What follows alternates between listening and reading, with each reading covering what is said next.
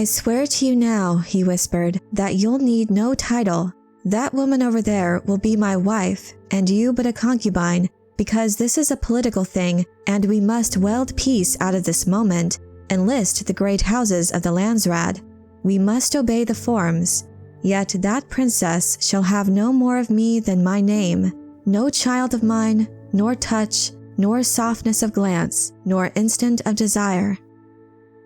The final pages of Frank Herbert's Dune are marked by a whirlwind of events as the novel's carefully structured acceleration reaches a breakneck speed. Herbert himself explains that he intentionally ended the novel abruptly at a pivotal moment so that the reader skids out of the story, trailing bits of it with them while still fully engaged with its elements.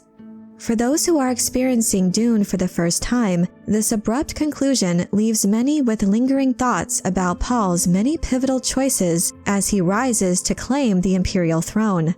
Among these actions is his marriage to Princess Irulan, a key move in his plan to consolidate power and establish his hegemony. In this video, I'd like to explore the true motivations behind Paul's decision to marry Princess Irulan and how this choice highlights some of the less considered aspects of his character. Spoiler warning if you are unfamiliar with Dune. Paul's choice to marry Princess Irulan aligns with a long-standing tradition within the Imperium and his own family lineage. His mother was officially a concubine of Duke Leto, who remained unmarried, potentially to forge a politically advantageous alliance to bolster their house's strength. Within the aristocratic environments of the Landsraad, marriages are often arranged between heirs of separate houses as a means to enhance both parties' influence and wealth. While such strategic marriages often pave the way for offspring who could inherit the combined legacy and domains of both houses, both Paul and his father Duke Leto never had such an intention. The obvious conflict of interest in Paul's decision to marry Princess Irulan is the pre-existing love and devotion between him and Chani. By the end of Dune, they have a well-established relationship, having already welcomed and tragically lost a child in the war for Arrakis. However, Paul's marriage to Irulan does not affect his love for Chani, as he reassures her that his heart belongs solely to her, and he makes it very clear that Irulan will not receive even a single touch of his affection. Reinforcing this idea, the novel concludes with Jessica speaking to and comforting Chani, emphasizing that despite their status as concubines, history would remember them as wives. Rather than feeling any sort of romantic inclination, Paul's decision to marry Princess Irulan was motivated by a combination of personal vengeance and strategic considerations. His primary goal was to avenge his father's death and to assert the supremacy of House Atreides within the Imperium, placing them in a position he believed was their rightful due. Frank Herbert set the stage in Dune by establishing that the Atreides' rise to power was fueled largely by Duke Leto's nobility, kindness, and fairness, traits that had become the defining characteristics of Atreides' leadership over generations. Herbert's portrayal of the Atreides was intentionally favorable, positioning them as the protagonists whom readers would naturally support and admire. In essence, they prove themselves to be the best, most altruistic leaders in the known universe. And for this, they were able to grow significantly in popularity, enough for Emperor Shaddam Carino IV to view them as a threat.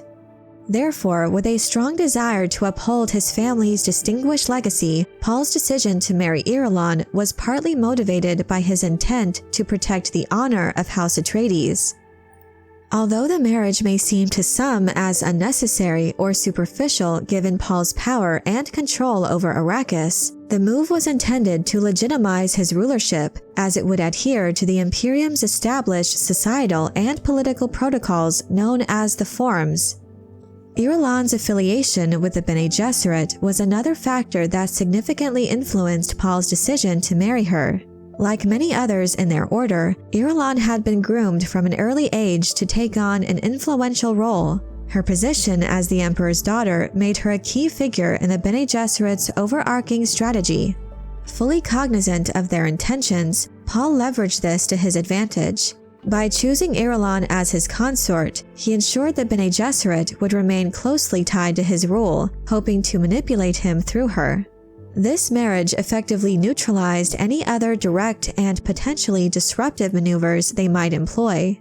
Through this alliance, Paul subtly managed the Bene Gesserit's influence, using Irulan both as a shield and a conduit, keeping their plots under control.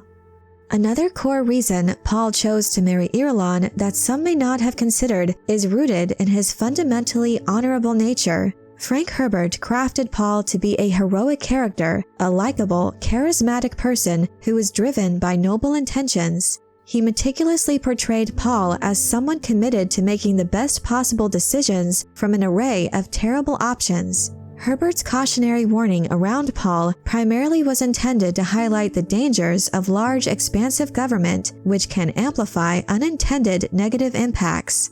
However, despite the devastating outcomes under Paul's rule, where billions of lives were lost across the Imperium, it's important to understand that the situation could have been far more catastrophic.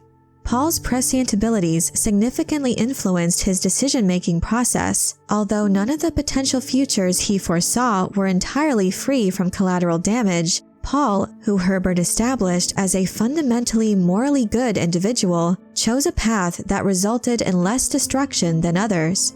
This aspect of his character is well documented in the book. He was fully aware from the start of his time with the Fremen that even if he were to die, his legend would persist and the jihad would rage on uncontrollably. Although Paul could have easily assumed the mantle of an autocratic ruler and led his fervent followers to spread unchecked chaos and destruction across the galaxy, he strategically chose to marry Irulan to maintain stability. Despite his inability to stop the jihad carried out in his name, Paul was intent on reducing its severity. His marriage to Irulan thus served as a critical strategic move to legitimize his rule and consolidate power within the existing political framework. This alliance provided a way for other power brokers in the Imperium, primarily concerned with their own survival, to align themselves with Paul and the Fremen, thereby ensuring their safety. While Frank Herbert does not delve deeply into many of the specifics of the jihad as it unfolds between the books, it is reasonable to assume that most of the resistance to Paul's rule and the resulting loss of life came from those whose religious beliefs prevented them from recognizing Paul's godship. As he states in the book, Paul's decision to marry Irulan reflects a choice based on compassion and the pursuit of peace wherever it could be found, rather than an act of pure conquest. With absolute control over the spice, he wielded the ultimate influence over the Spacing Guild.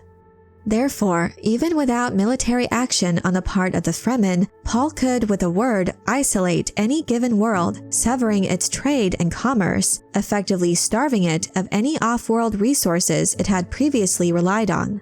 Despite holding this immense power, Paul opted for moderation. His choice to marry Irulan was not merely a display of dominance, but rather can be seen as an act of restraint and even compassion.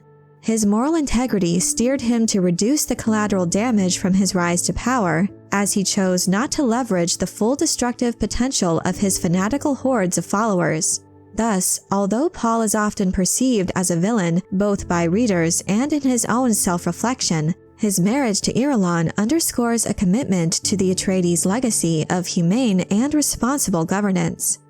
Ultimately, Paul emerges from the events of the first book as a tragic figure, a fundamentally good man grappling with the immense responsibilities and ethical dilemmas that accompany his ascent to power. Despite his best intentions to honor the legacy of his house and adhere to his personal ethics, his reign is marred by widespread death and destruction. Although his marriage to Irulan helped to lessen some of the damage, the aftermath of Paul's rise to power starkly highlighted the painful disconnect between his ideals and the harsh realities of expansive leadership.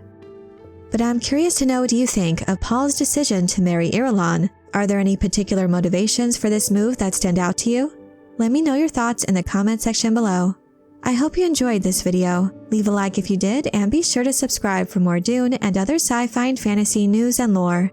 And if you're looking for other ways to show your appreciation, you can check out my Patreon page, where members get access to exclusive content and perks. Thank you all so much for your support, and as always, have a very nerdy day.